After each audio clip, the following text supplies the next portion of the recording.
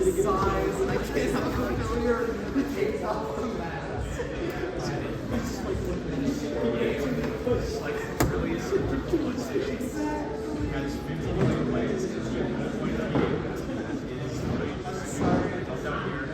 All right, welcome everybody to our Week 11 AI Club event.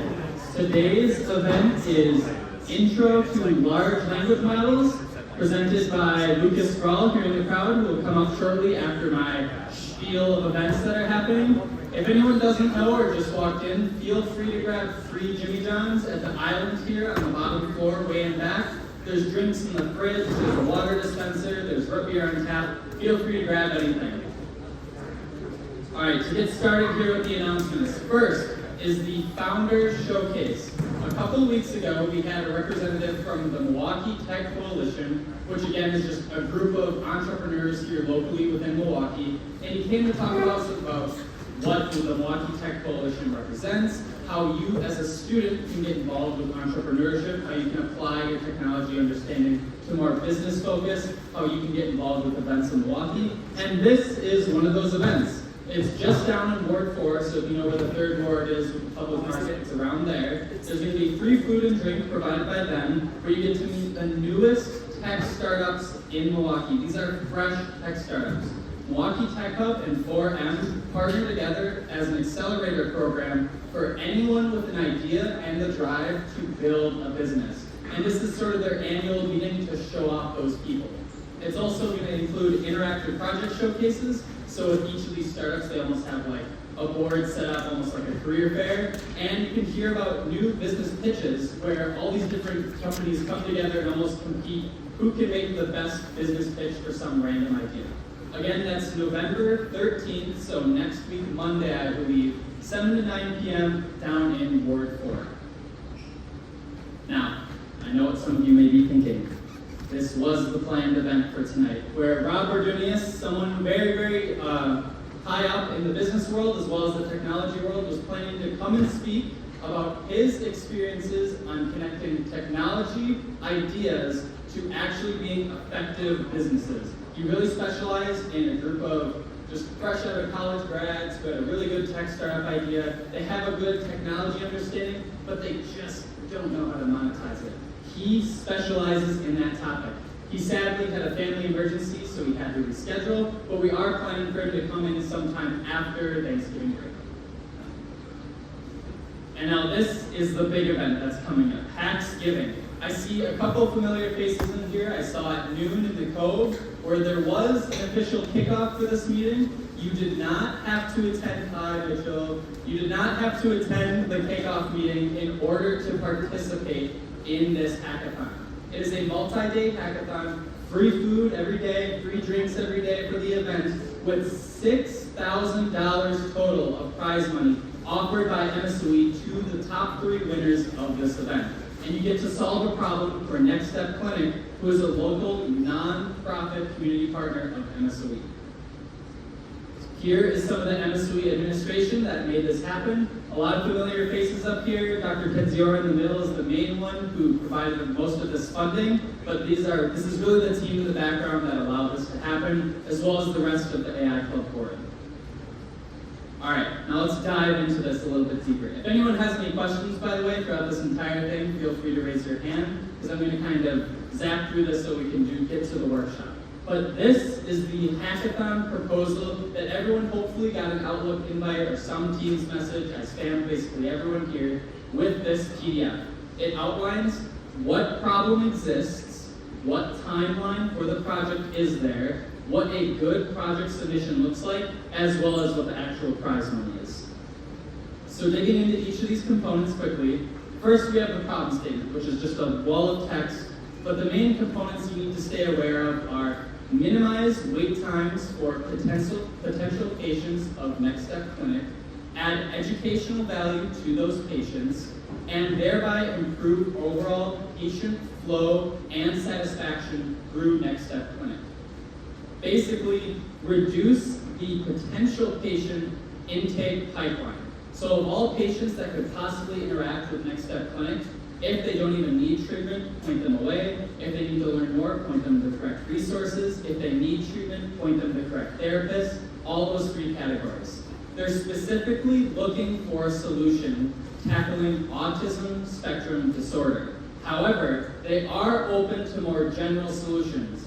As we'll get talking about for the large language models, they have a really good understanding of just general internet knowledge and basically a general language model.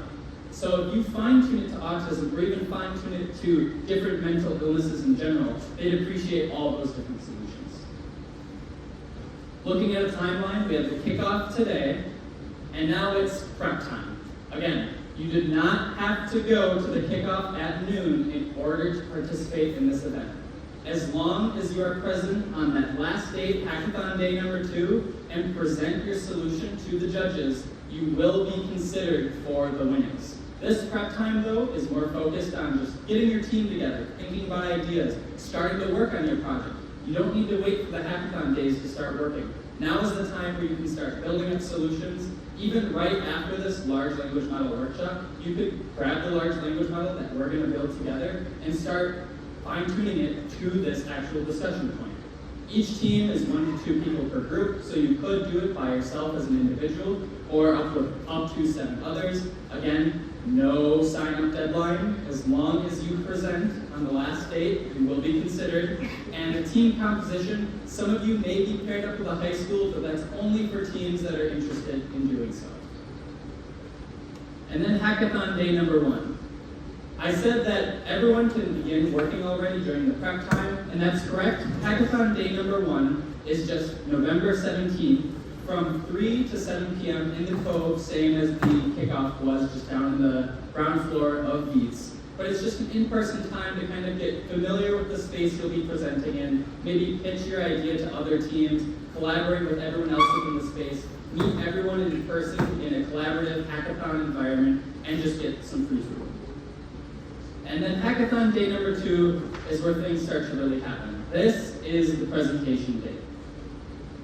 Presentations are limited to 5 minutes per team. Do not go over 5 minutes. You can be under 5 minutes, do not exceed the 5-minute point. And the key understanding here is that your way of presenting the solution will be jointly judged along with your technical solution. How well you explain how well your solution works to the judges will go alongside how effective your solution is. There is a live demo portion, but it's not required. Just if you have a live demo of whatever large language model you build or whatever else solution you decide, just don't let it exceed 3 minutes of the presentation. And there's also bonus points where if you have a good consideration of cost, so we're going to dive into an open source large language model, one that costs nothing to run, but things like OpenAI that has a token count and actually a fee for how long you use it. There's integration aspects, so what's your tech debt and how well do you document your code, thinking about how this is going to be given to a company, and general uniqueness. A lot of solutions might be a large language model, but if you can think outside of the box, think of more algorithmic approaches, and generally make something really, really efficient, really, really unique, that is encouraged. And again, all of these points are in the PDF I shared with everyone in Outlook invites, Teams messages, everywhere. I spam basically everyone. If you do not have this PDF, please let me know.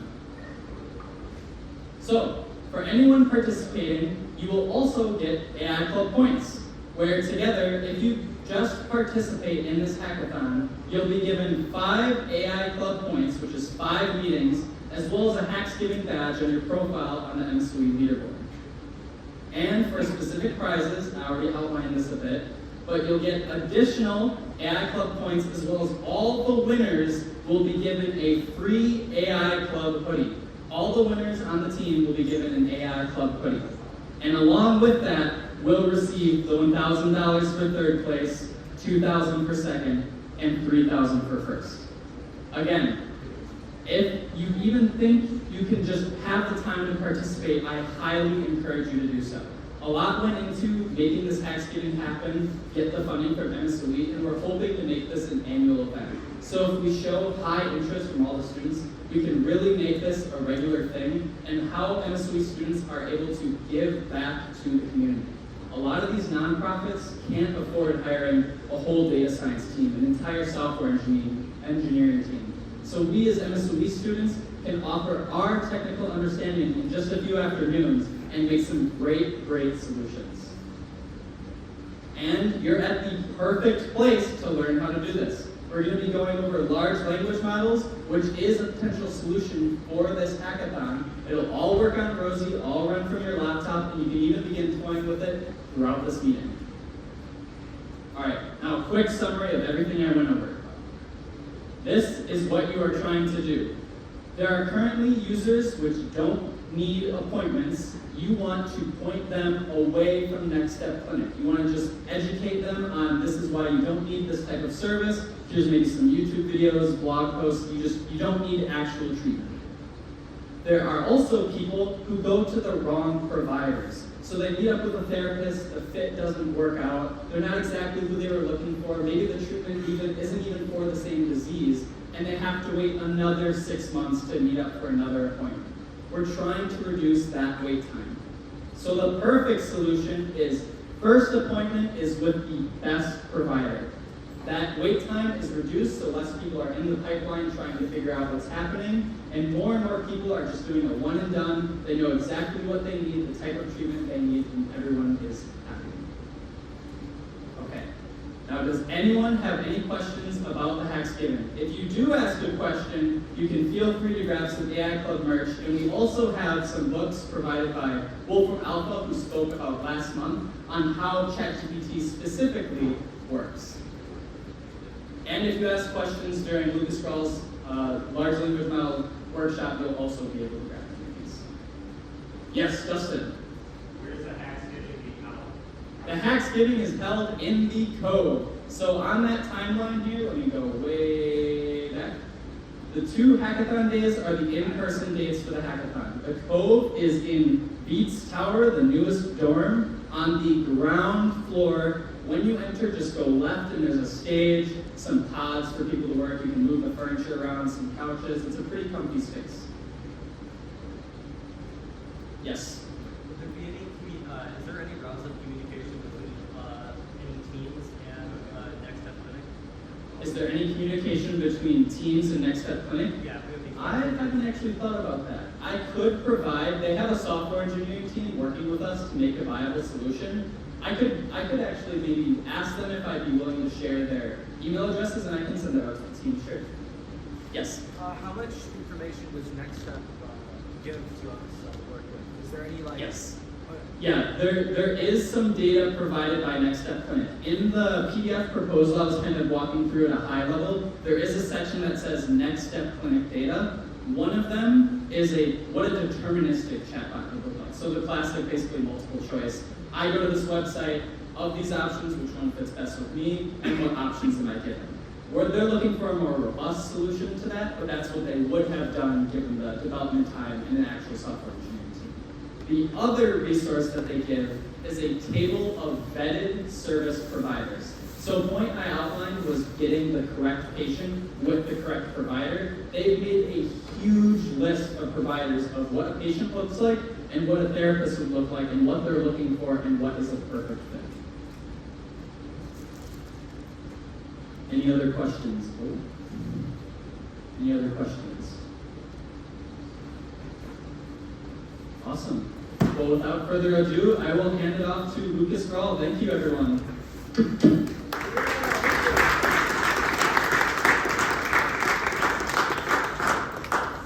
So, LLM. Does anybody know what LLM stands for? Yes, Bart, Kepler? You said large language model? Well, that is absolutely correct. And like any good acronym, it says what the thing actually is. It's a large machine learning model that streams on a bunch of language text. And usually they generate text. That's the primary use. And you probably all know this already, but most of you have used an LLM. That's right.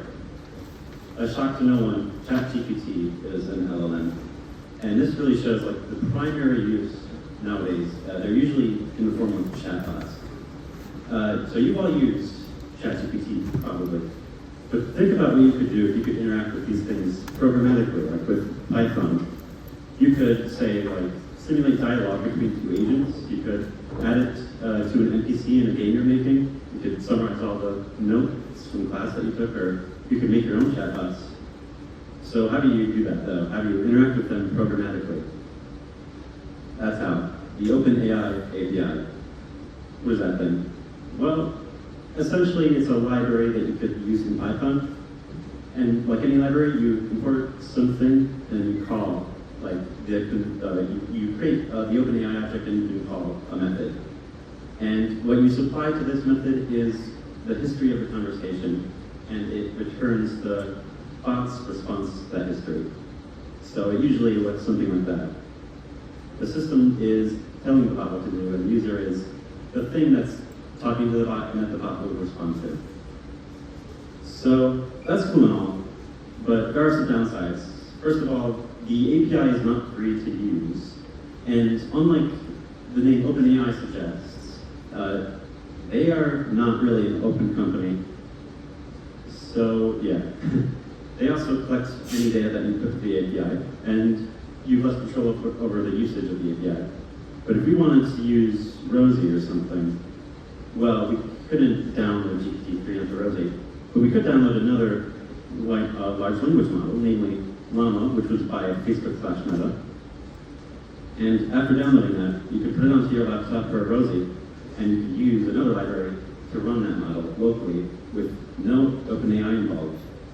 So the model that we'll be running is called Llama 7B. And the largest Llama model you could run is Llama 70B, and GPT-3 is 175B, and the B is billion. So you'd think that the model we're about to use is really quite bad, but really, you'll see that it's almost as good as ChatGPT. So with that all out of the way, we can go and download this workshop. So if you want to do that, the first thing you have to do is go to the AI Club website.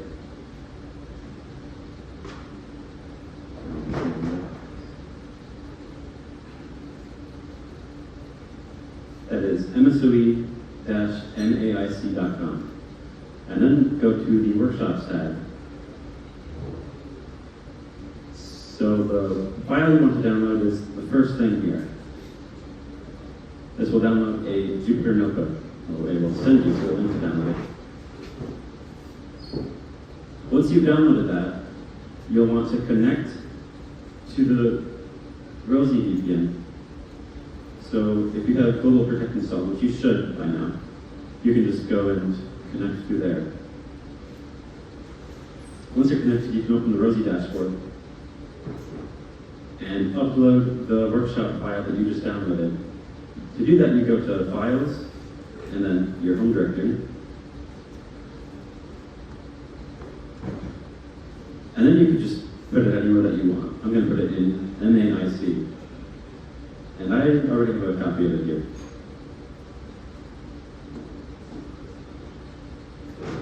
So the next thing you want to do is start a containerized notebook. And you do that by going to Interactive Apps and then Jupyter Notebook Containerize.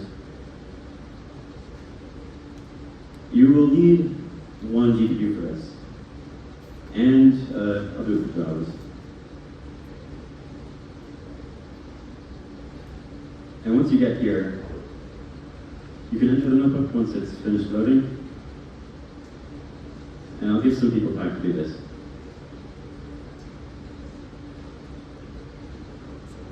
So now the keyboard members will walk around and help out.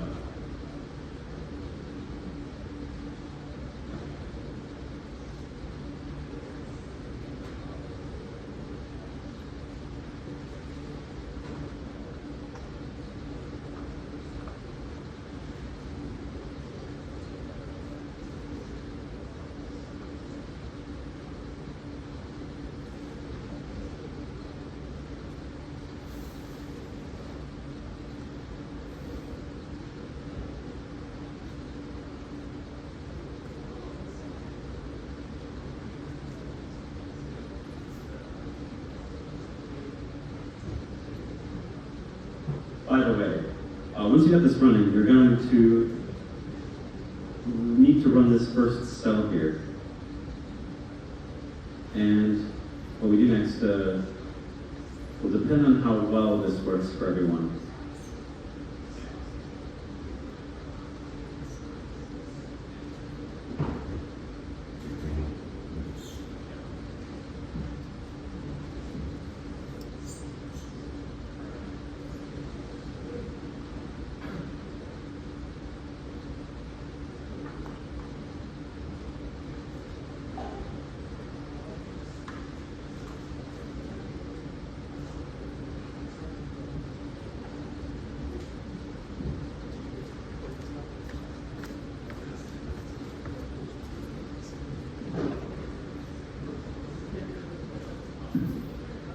If anyone's having problems, we have some AI Club board members walking around. Just raise your hand. I know this is kind of a quick process to go through, but once you get that set up, we'll actually get to some of the fun stuff in prompting this LLM.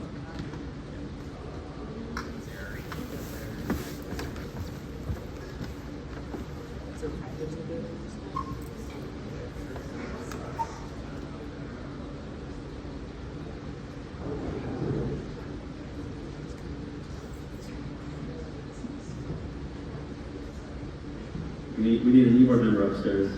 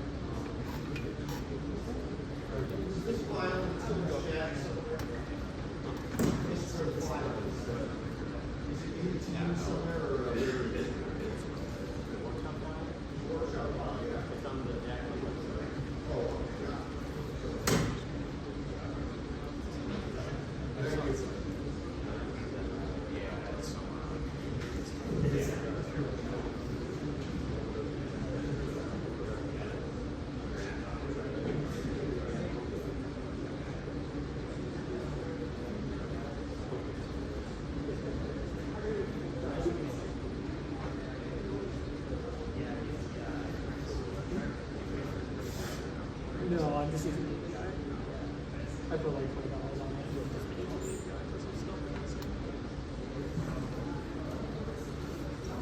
Yeah. I don't use it very often. I've only used 9 use it. How many requests do you like? So the model that I'm using is a cent per 1,000 tokens and 2 cents per, or 1 cent per 1,000 tokens, 2 cents per 1,000 tokens. It's further.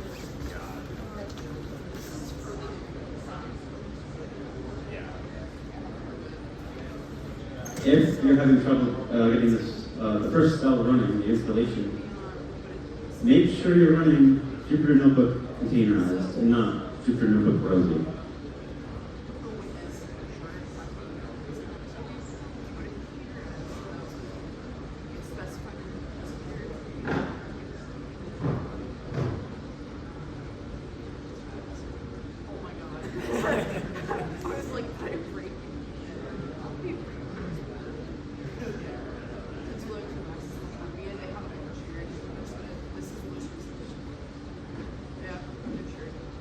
This error is fine if you get this.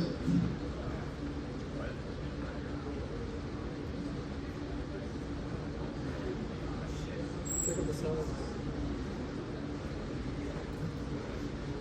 If you have installed if you have run the first cell already, try running these next 2 cells and make sure it's using CUDA. You can tell if it has these messages at this top here.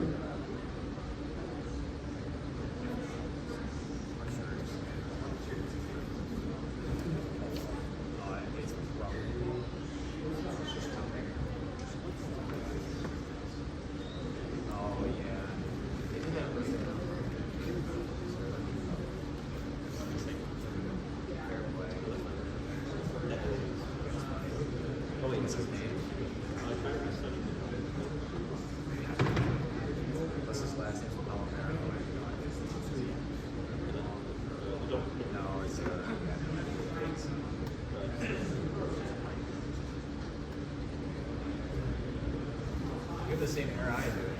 If you're getting an import error, make sure you restart the notebook. And you don't need to install it multiple times. I got that.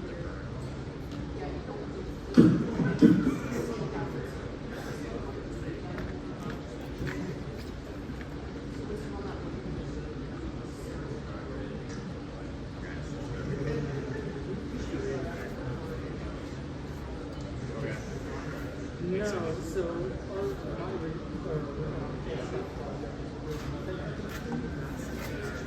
we're going to make an actual model, but I want to compare them to see if we can actually do that. If there is something that doesn't work, and it seems to be very specifically if I ask it to show me to alter, debug, push out. Sorry, my services are getting.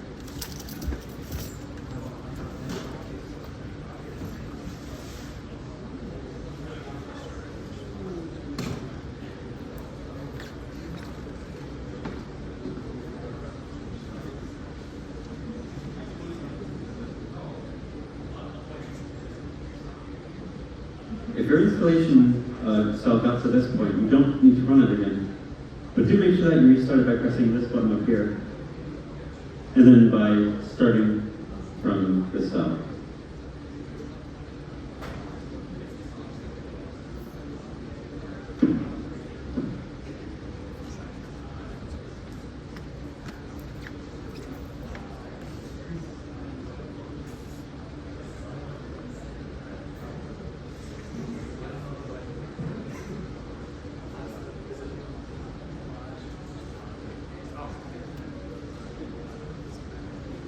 Yeah, that's how it's supposed to work. It's just, it's TensorFlow. TensorFlow loves to make everything one.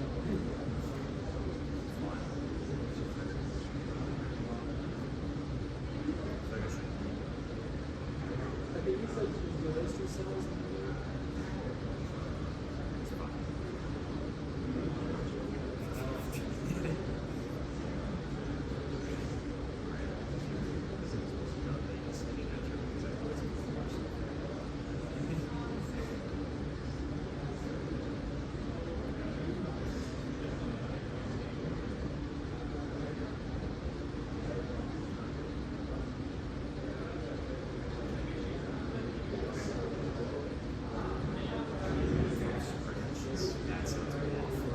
They hand those things. Rest or so. That is awful. Yeah, no, I think he's right. That is the crap.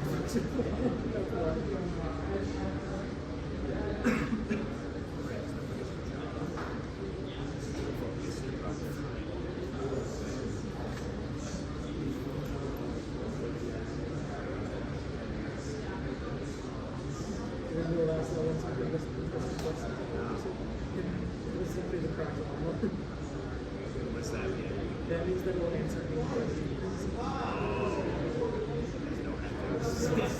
It does not have a guideline to work with. That's always Yeah.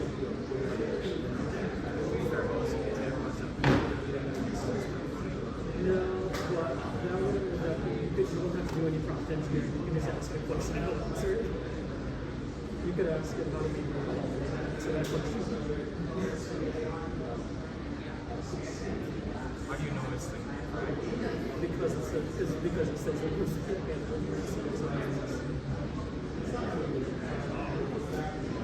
the fact that someone else wrote this version tells me that this is correct. Okay. Got it. This is not great. I was asking for that.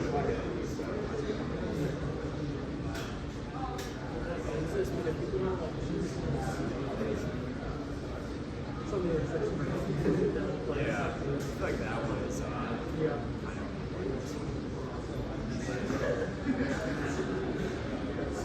As long as there are smart, because I think it would be good things for both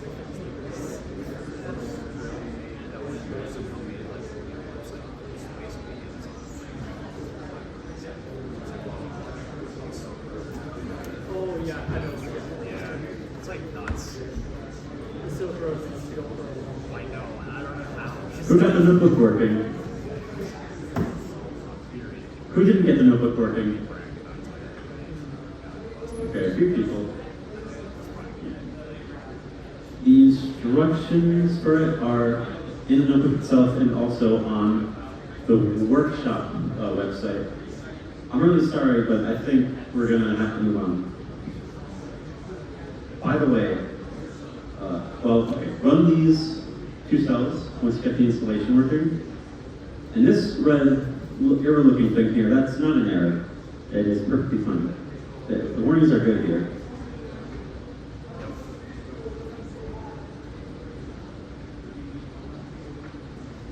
So I will start explaining things. Llama is an object that is instantiated. It describes how to. It takes a path to the model weights, which is already sort of nosy. This is saying use all the layers on the GPU, and this is just not printing a lot of stuff. And we're saving that into a variable called LLM.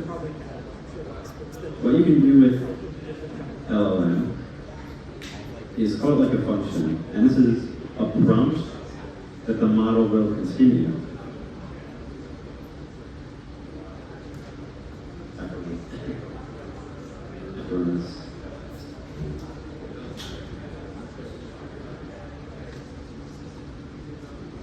Is everyone following so far who's able to?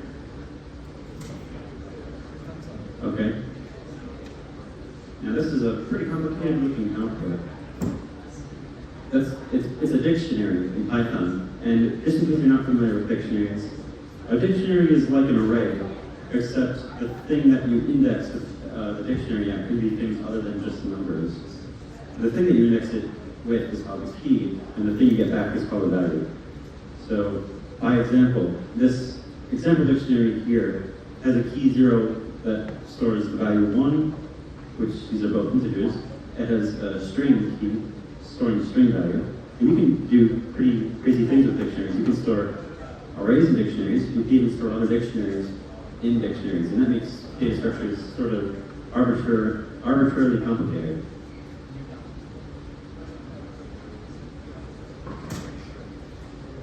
So the result is a dictionary. One of the outermost keys is choices. Choices results in a value, which is an array. And this array only has one thing in it.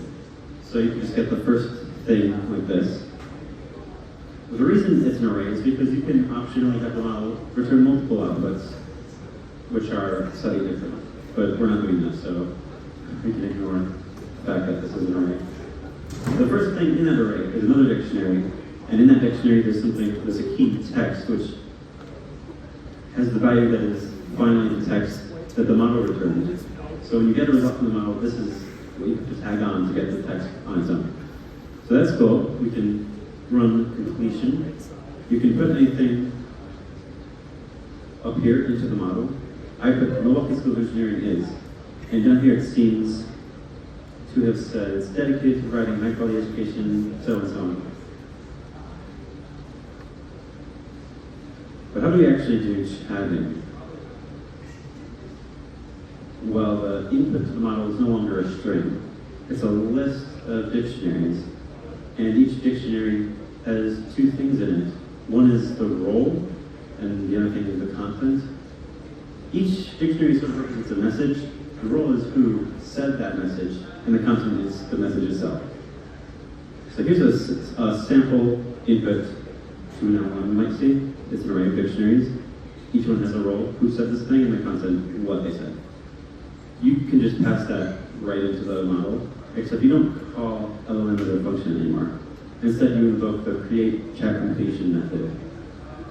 This returns something similar, except instead of the thing in the choices array being text that you want to index, it's called message.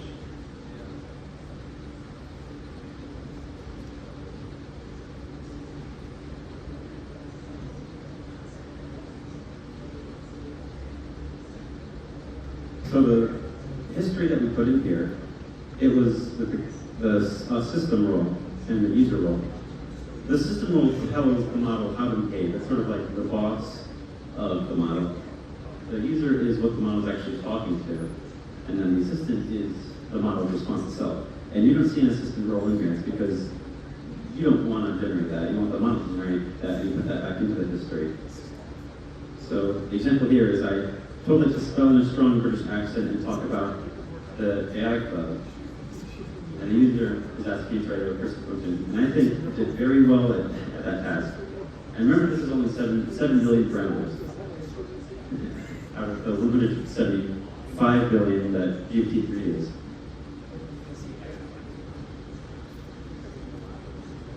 But how can we continue the conversation? Well, to know that well, you have to understand the transformer architecture. What is that, transformer architecture? Well, LLMs are almost always, basically always, based on something called a transformer. If you look up transformer, you'll probably see something like this.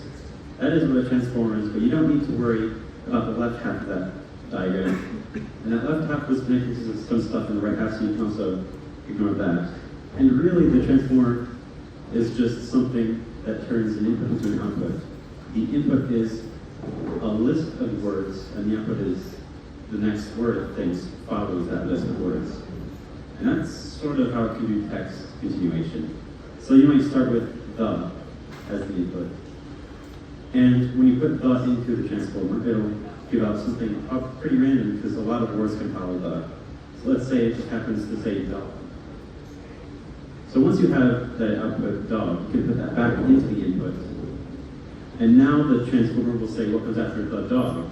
And there's still a lot of things that can come after. Let's say it predicts eats comes after. And you can see what's going on here. We keep taking the output and we put it back into the input. And you do that, and it generates the entire output. But there's also some special tokens that tell you that it's done giving you output. And when you see that, you know that the transformer just generated a new sentence. In this case, the dog eats steak.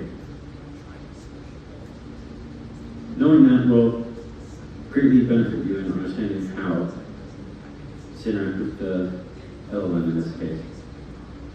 So we have an initial history. This is like the first thing that you put into the input.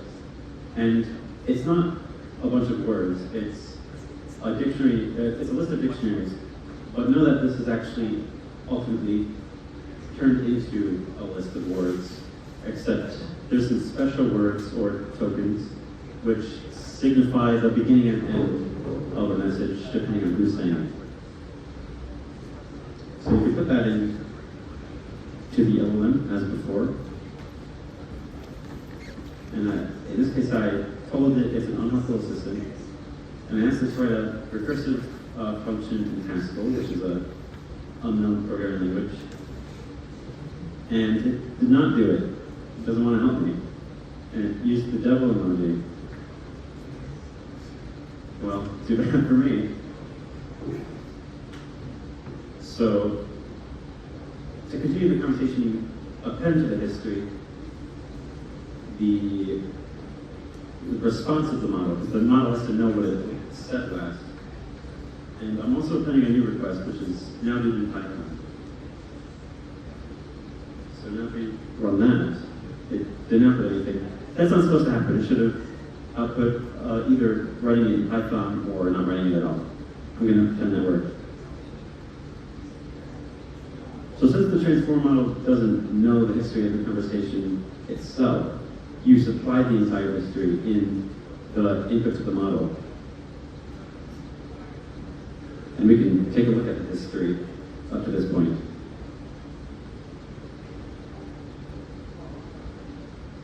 So this is everything that has been put into the transformer. Let's make a function to do this a little bit more easily. So this function just takes a prompt from the user, it appends that prompt to the history, and then it uses the entire history to generate a transformer model response. And then it appends that response to the history for future calls of this function, but it also returns that response. So now we can do all of this in just one function. It didn't work. I'm going to reset the history.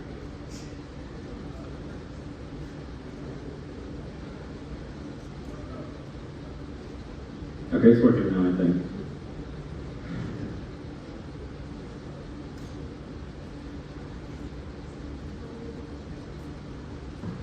you can use this function to continuously talk to it. It's not working now. I'm going to pretend it's working. Pretend that these cells have output of the model responding to these prompts. With these functions, you can essentially have a conversation with this thing.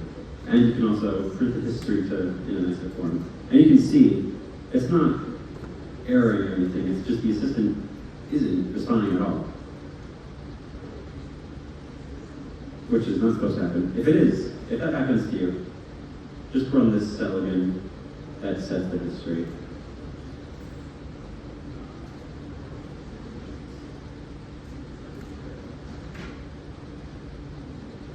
So this is all something I already explained. How can messages have roles if we're passing in if the transformer ultimately sees a list of words? Well, as I said, there are special words, or what are called tokens, which signify what part of the conversation, or what member of the conversation said what. But now I say, let's make a better chatbot. Let's make one that is more like ChatGPT, where you can see the text generated in real time, and there's that actual dialogue text box you can enter your prompt into. To do so, I'm importing this to delay it every time it generates a token, because it goes so fast that it's faster than ChatGPT, and it sort of is less than when it says slow down. This is to clear the output after every time it reprints the entire conversation, so it's continuously reprinting it as it's generating it. And the history this time is, I'm going to tell it to talk like an internet chat room user, but it'll have to work on the MSOE AI plus every response. And this will just print the history with some information about what message is currently generating. You can mostly not concern yourself with this code too much. It's doing what we already were, except it's continuously generating it instead of generating it all at once. And when you run this, it will enter if you're running this in VS Code, a text box will appear at the top of your window. In the case of Jupyter Notebook, you can just type down here. So I'm going to say hello. And it's not responding again, which is, it hasn't happened to me before. I know someone else who did happen to.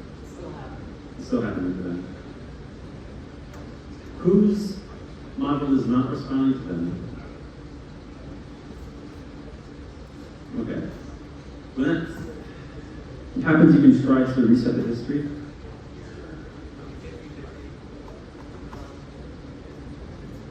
If that doesn't work, you can try to restart the notebook.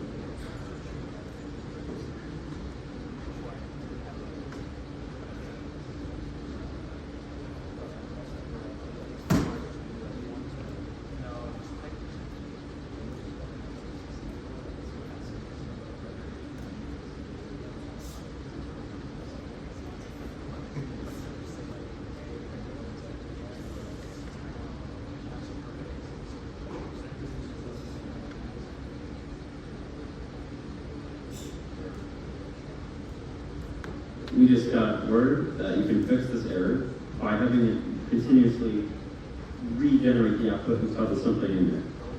So, in the case of something like continued conversation, what you want to do is, I don't know if I want to start coding right now because we have some stuff to get through right now. I will do this at the end of this time. Because the last thing was just, what if we make the conversation too long? Because transformers, they have to see the entire history before generating the next word. So there's sort of a necessary limit on what's called the context length. So the context, if the conversation becomes too long, cannot fit the history. But the default context length of the library we're using is not the full context length of the model, so we could actually expand that.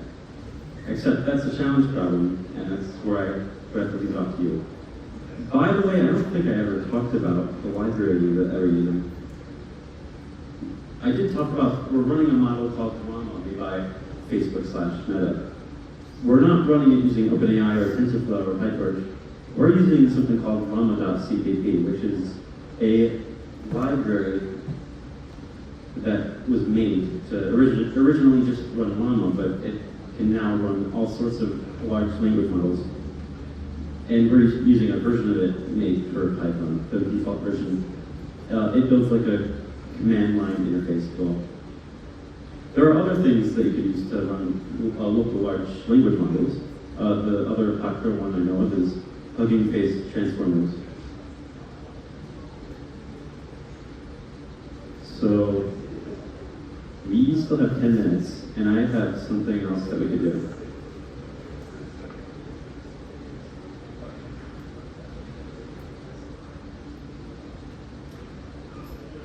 So OpenAI announced something called GPTs last Monday or Tuesday.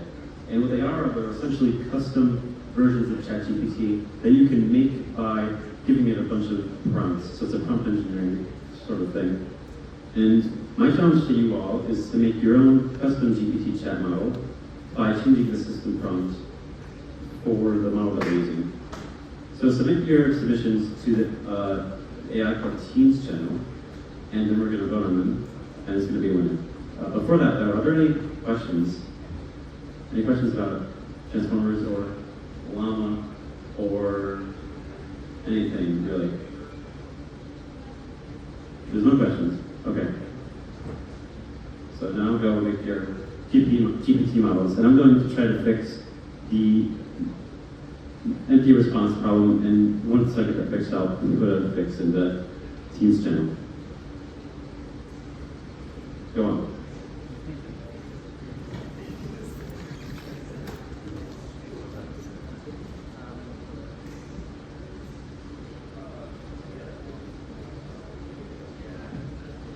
So yeah, as Lucas just mentioned, in the AI Club Teams in the announcement channel, I just put a new message down that says, put your prompts here, put your models here. Basically what Lucas is asking is, can you come up with a prompt for the model such that it's specialized in something? So with the GPT models that OpenAI is releasing, you could have it be specialized in being a therapy doctor, you could have it be specialized as a business therapist, you could have it be specialized as another student. Just come up with creative ways that you can almost change the emotion of the large language model. I saw one in the crowd earlier where it's more of like a chatbot, and that's been part of the workshop there. But just think of something creative, share it with the community, and the winners will be getting some AI Club merch.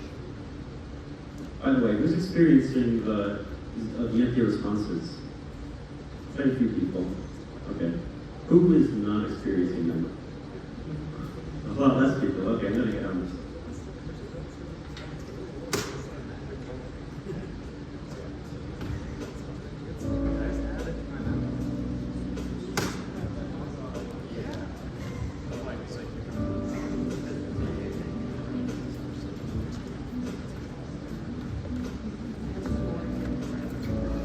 Everything good?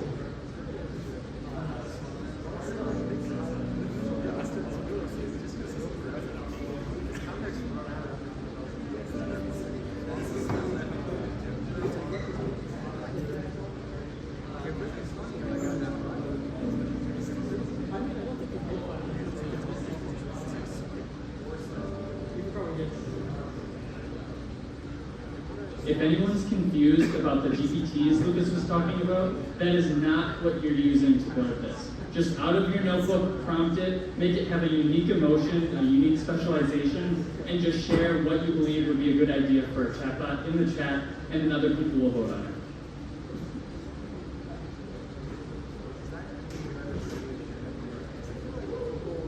This isn't what you're using, but it's just what I was talking about. GPTs, specialized chatbots that anyone can make with prompt engineering.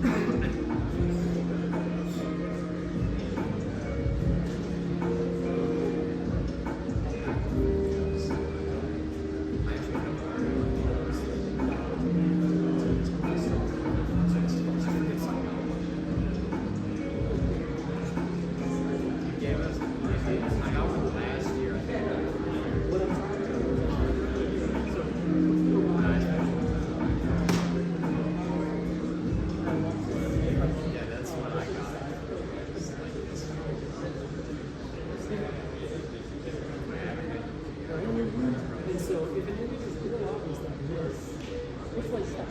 I can tell you. If it's something like subtle like this, it will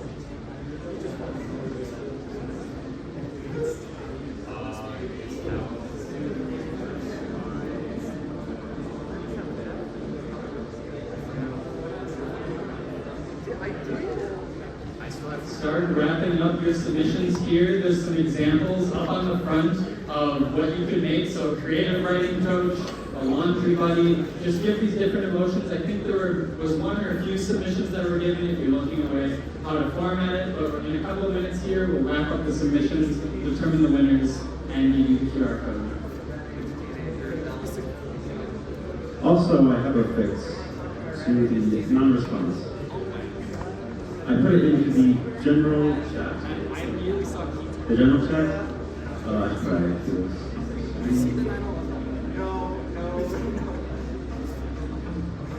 Copy this code here to the notebook, into this very dense cell. This fixes all the things. Hopefully that fixes everyone's assistance. Also, if you don't have, if you were getting the error that you are not able to find a file or that you don't have access to a file, message a professor called Dr. Reddard in Teams or email him. This is his name. I'm going to take out his name.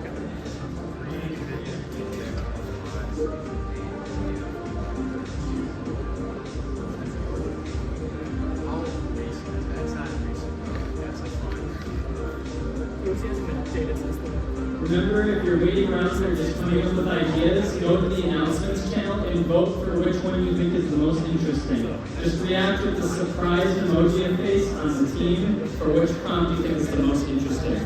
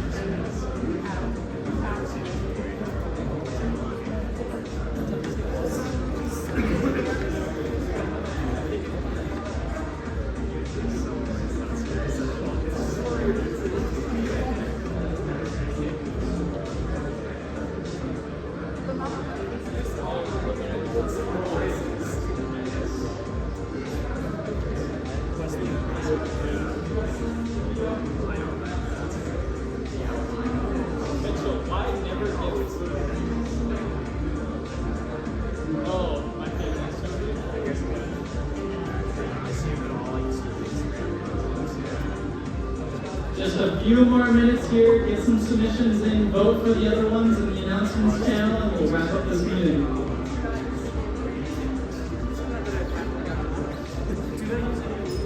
It still uses emojis. The submission with the most number of emojis under it will win a free book from Wolfram Alpha, as well as a piece of AI Club merch they would like.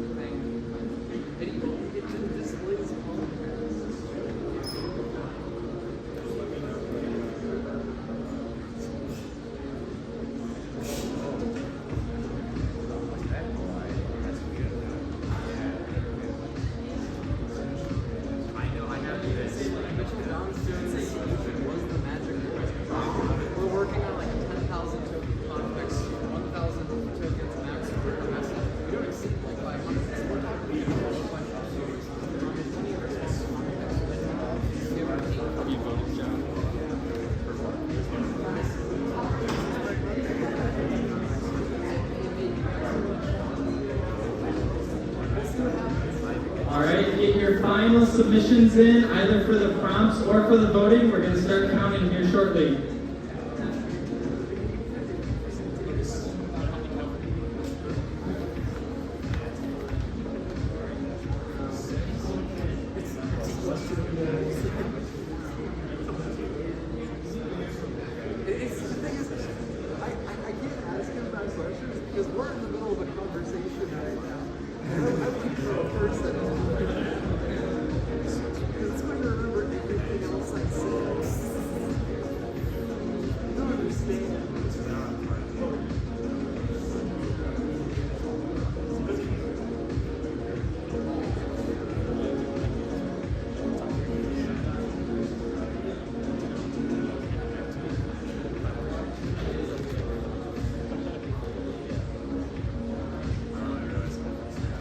We have the top 3 winners of this prompt competition. The top winner is, if you are all kind of, you know it's Andy. So please, Andy, grab something from up here. Congrats, Andy. You got first place for the prompt competition. Thank you so much. Feel free to grab up and come grab the Open Alpha book as well as any piece of AI Club merch up in front. Second place was Christian. Oh, I should probably say what these GPT clones are. Andy's, he told the bot to act like the user has killed their father and they should be prepared to die. Second place, Christian. You said, pretend to be my therapist encouraging me to work on my AI research project. Everybody give it up for Christian. Congrats, Christian. Christian, feel free to come up and grab any piece of AI Club merch at the front. Third place with 5 reactions, Mitchell. Yeah, Mitchell, yeah. He said the assistant is a hilarious, evil overlord who will crack jokes and never give food. I don't know what that means.